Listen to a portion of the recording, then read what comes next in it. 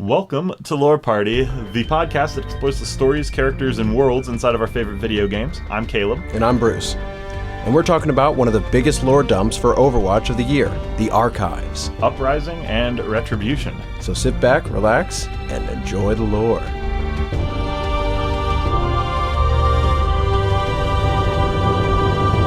Alright, so the Archives events are a once-a-year event that establish Overwatch's storytelling as firmly non-linear. They go back in time and tell a story from the history that isn't set in present day of Overwatch lore, something previously that happened in the world and established the world as it is today. That's right. I believe in our first episode we were saying that Overwatch doesn't really have a campaign mode, but honestly, this is sort of their campaign mode. It only comes by once a year, like Christmas, and it only lasts about a month, but it's basically their campaign. And this year, they've kind of expanded on it to a few new heroes, perspectives of the world before Overwatch disbanded. Last year, we were treated to the Uprising event, which is one of the biggest lore dumps that we've had at all. And it showed us the history of a lot of the individual characters. It showed us Tracer's first mission in the King's Row Uprising, where a strike team of Overwatch fought a extremist group called the Null Sector. Yeah, it's sort of like Robot ISIS. And gave us kind of a window into what the world was like before Overwatch disbanded, but more of like establishing what Overwatch fought for and how it operated. We see some of the very storied and veteran members of Overwatch definitely in the field, like Reinhardt, Torbjorn, Mercy, just, doing their own thing. And then we're seeing a very green Tracer just getting out there for the first time, being able to operate and see what she has become. And it's really cute. It's really nice. But this year they've gone to the other route, to Blackwatch, which is the underbelly of the Overwatch organization. And we've gone even further back to the history of Overwatch, even a year before the King's Row Uprising, to Retribution, which is a Blackwatch mission that later became known as the Venice Incident that revealed Blackwatch's existence to the world. Yes, so in it you play as either, Gabriel Reyes, also known as Reaper, Moira, Genji, and McCree. So, with these four people, they just go on a strike team, try to get the leader of Talon, though he is just a very terrible arms dealer, was responsible for blowing up one of the important headquarters for Overwatch. They could not exactly bring him in easily because he had very strong connections, and Reyes at the beginning of the mission just shoots him out a window. And it's just, it just goes completely to hell in a handbasket after that. And they have to basically fight their way out of, pits deep in Talon agents. The motivations for doing this is obviously because we see Gerard Lacroix horribly maimed from the explosion, from Talon. And Talon's just really been this thorn in the side of Overwatch. That was in part of its decline in just going in ways that really kind of stopped Overwatch from operating the way it always wanted to. And it's just kind of really interesting to think about that. Talon was probably the last nail in the coffin. It was what kind of drove a lot of different things. You see some people who were on the very cusp of leaving Overwatch to begin with, like Moira and Reyes, then becoming part of Talon, in the modern timeline. And then you also see that they had also gotten Emily Lacroix, who is Gerard's wife, who is what we now know as Widowmaker, who killed Gerard, who I think that was the last thing that really kind of put Overwatch in the dirt, was that they killed one of the guys who kind of kept it all together. So Retribution kind of shows what Blackwatch is capable of, and Reyes is, what would you say? I think it shows what appears to be the beginning of Reyes' transformation into Reaper, and what is presumably that. We still don't know the full story of what made Reyes both physically and emotionally what he is today, and we don't even know what the transition is that ultimately makes him not only work for Talon, but also be one of its leaders. He's a very good reflection of Overwatch because he's definitely there, side by side with Jack Morrison. And then, as Blackwatch comes into view, he's leading that. And then it kind of shows that Overwatch is somewhat losing its conscience and then becomes completely destroyed by itself from within by Reyes attacking Morrison and them both being presumed dead. I mean, it's a very tragic character and it's a very tragic organization that was at the peak. Like, it was the savior of humanity. And then we see Retribution kind of show where that kind of crack in this beautiful facade of peace would be with Overwatch. I think Overwatch was built as not really a thing that was supposed to last in peacetime and bureaucracy. It's not supposed to be this whole thing for red tape and forms. They were made as a last line of defense for humanity against an unstoppable force of the Omnic crisis. Seeing them now just sort of where they are, it's always a problem having to operate within the laws of other nations. And we see that with them trying to do something in Venice. And it kind of sucks that they can't be able to do that, but at the same time, that's how you keep the peace. And they just can't really operate like that. And ultimately, and we also see in the comic, that Jack agrees with that in some context. That's what's really interesting about both of these comics, is they show a lot about how, as an organization that was founded during a war, as a peacekeeping organization, how it really struggled to find purpose and struggled in its own existence during more peaceful times when the world wasn't at a war and its powers and its need were more limited. And I think you see that even more closely in the transition from Uprising to Retribution. While Uprising showed a very broad picture of Overwatch, it showed not just the 4 playable characters of the campaign mode, which were Tracer, Reinhardt, Mercy, and Torbjorn. It also showed Jack, Anna, Gabe, Winston. It showed several of the characters in how they were and who they were during that period of time, and gave us insight into how far they've come. Retribution does in a lot of ways the opposite. Instead of being a broad view of Overwatch, it's a very specific view and a deep dive into the mindsets and relationships of specifically Blackwatch, of Reyes, who would eventually become Reaper, of McCree, of Moira, of Genji. Yeah, we definitely start to see just how they kind of interact with each other. I think this is definitely more understanding of how these people felt in their own way and, their own place in Blackwatch and in the world. One thing I was wondering about was this also took place in Venice, just like that, secret meeting in that one comic with Doomfist's return. Mm-hmm. Venice has some sort of geographical significance here, more than just, a base. There's something more. That's possible. This is us putting on our theory caps right now. Is that what we're calling it? This is definitely... All right, yes. This is definitely where we're going to talk about just a little bit of theories of what we think is going on with Overwatch. Little bit of theory crafting. Venice definitely has some significance. We know that Retribution is kind of a prelude to a new map, that the Retribution map is going to eventually be released as a payload map. Good, it looks good. What its ultimate story is going to be and what other story hints we're going to see on it is yet to be seen. There's something important about it, though. Yeah. I just they meet there almost annually with the Masquerade. That was also mentioned in Retribution with Moira. I don't know. It just seems strange that they would use the same location in the comic as here, but in completely different times. Yeah, who knows how long Talon's been meeting there. It's obviously a pretty key location for Talon to whatever purpose it meets. But you mentioning the Masquerade and that Moira mentioned the Masquerade actually brings me to my theory crafting thing as I pull my theory cap even further over my face. No, you can't see anymore.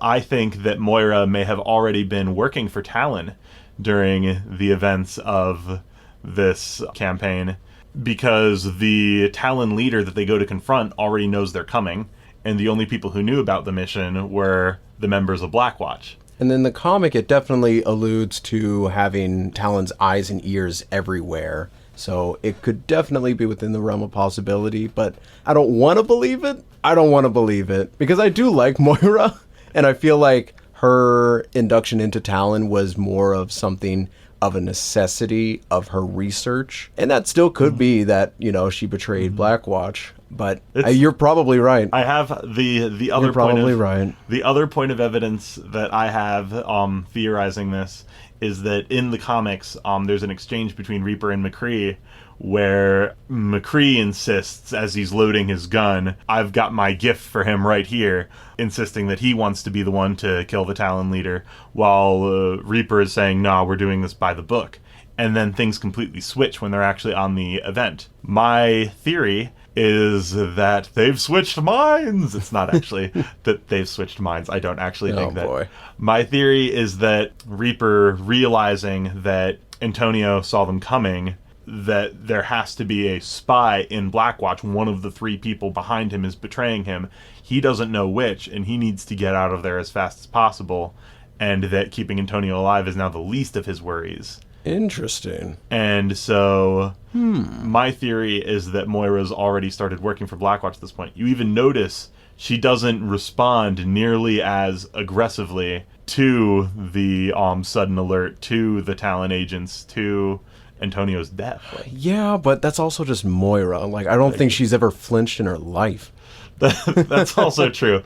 I mean, she flinches when I attach pulse bombs to her. Oh, yeah. Sure. At least on my theory, on my theory cap, for some reason, and this is just me in general, I just kind of take things at face value, and I just think that while he was talking with McCree, that Reyes was just like, you know what?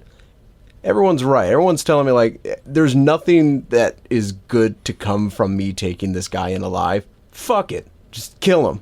Screw it all. Destroy him. Mm-hmm. We're done. And that fits more with Reyes's demeanor, where he's just like, shrug.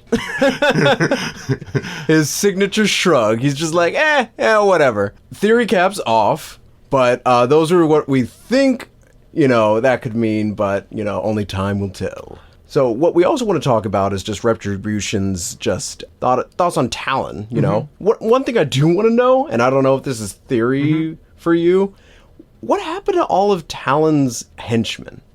We don't see them anymore. A bunch of them invaded and attacked Winston in Alive.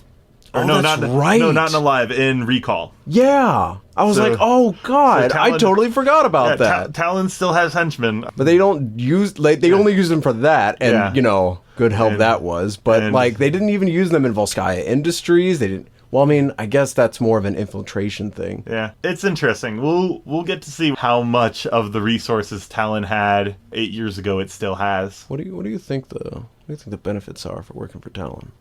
I mean, they got dental. What do they pay you in? I think they pay you in opportunity to murder your superiors. Just evil exposure. Evil exposure. I have no desire to work for Talon simply because of how many other Talon members have been killed by other Talon members.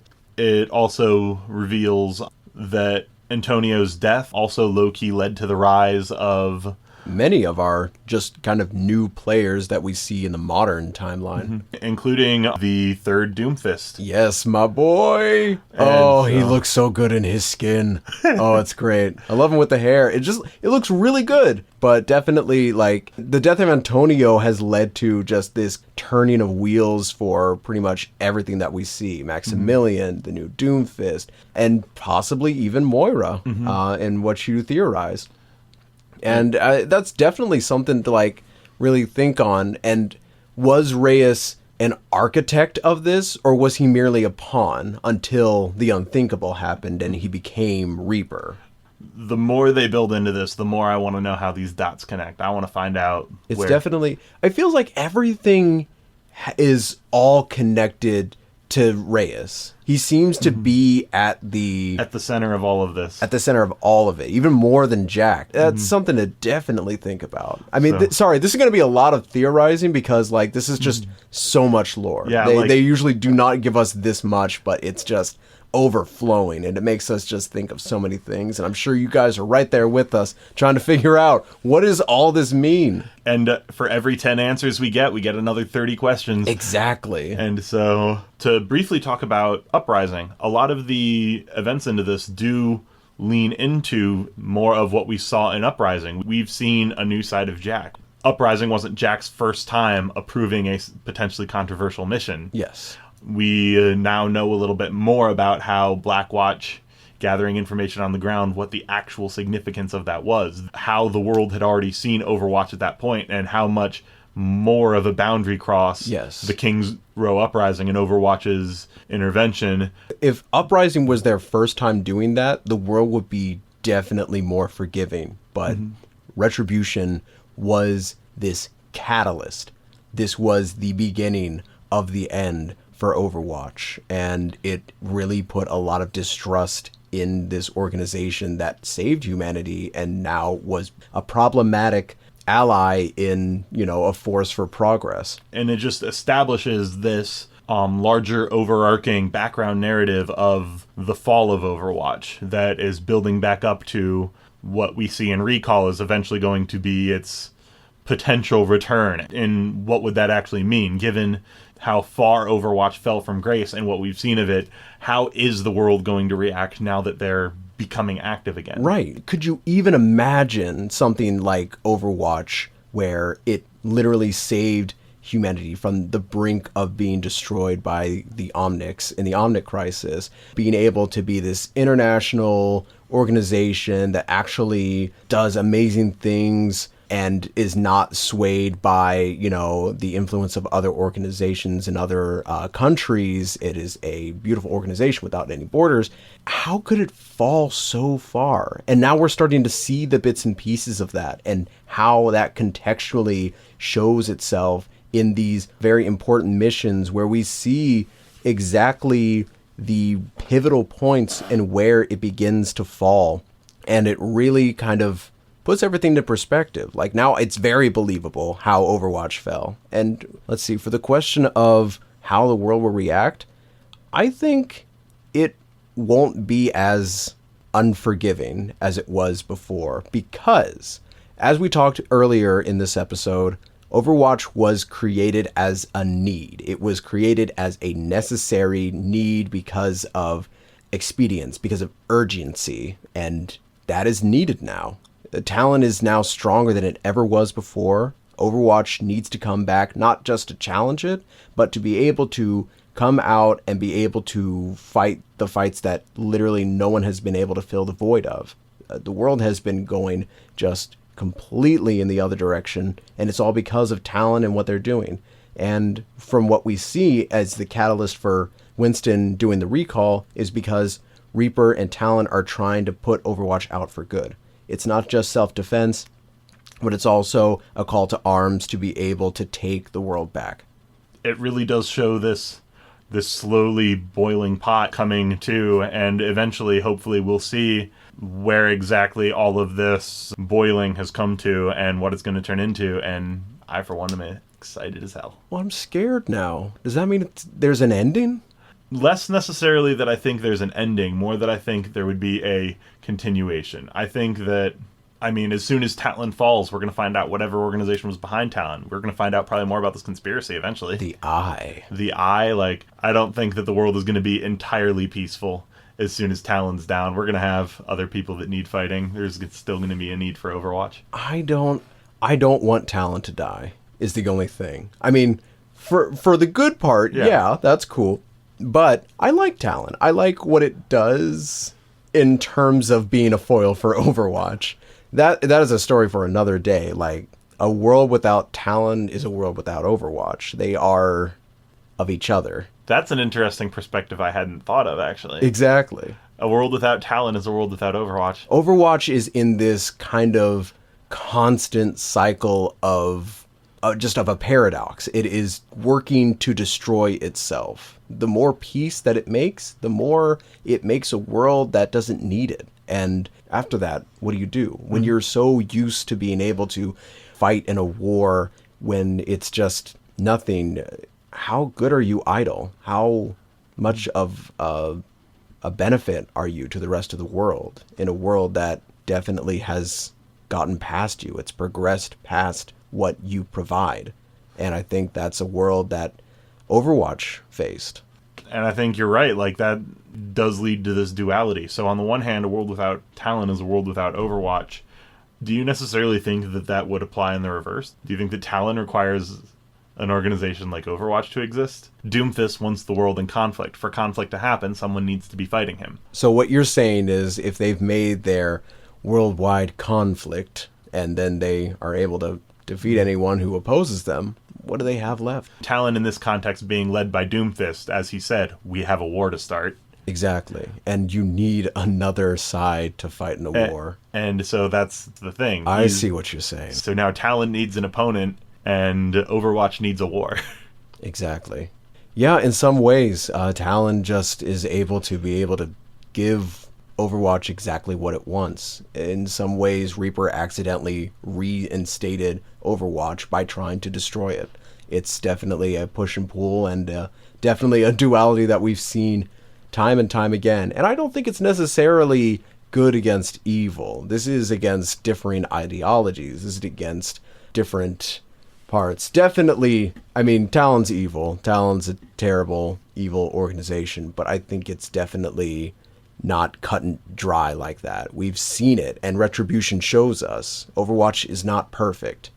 It is not this infallible organization that will always be right. It is a force, but it uses its force for peace. And peace is good, but sometimes it is not. And we're beginning to see what they're going to do with that second chance. Mm-hmm. Will they be able to be the same kind of force? Or is this an Overwatch that we and their world has never seen before? One thing that I just thought of that's actually really interesting, Uprising and Retribution both have somewhat ironic names. Both of them would, if anything, depict the opposite of what their title is. Uprising is, obviously referring to the quote-unquote King's Row Uprising, but it's a key part of Overwatch's downfall. True. Retribution. Compare this to Retribution, which was intended to be retribution for Antonio's attack. A mission of revenge, ends up being the thing that puts Overwatch in even deeper water and even more trouble.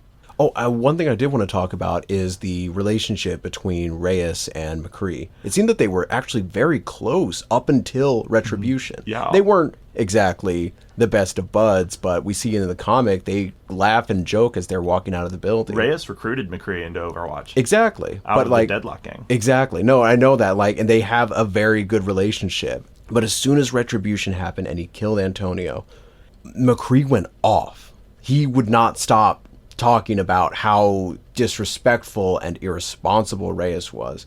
And pretty much from then on, McCree really hadn't been that jovial or warm towards Reyes. And then, he became Reaper and straight up said that's where it all went wrong. Yeah. I think that's all we have. Yeah, that's pretty much it. For today. Yeah. So we want to thank you for tuning in, being a part of the show. Yeah, we really appreciate it. Every time you listen, my heart gets so much warmer. It's burning hot. Be sure to connect with us on Twitter at lore_party and leave us a review on iTunes. We would really appreciate it. Give us 5 stars. 4 if you're feeling saucy. There's always room for improvement. 4.5, If you can give us 6 stars, figure that out. Let us know. Invent the technology. All right. See you later, party people. See you.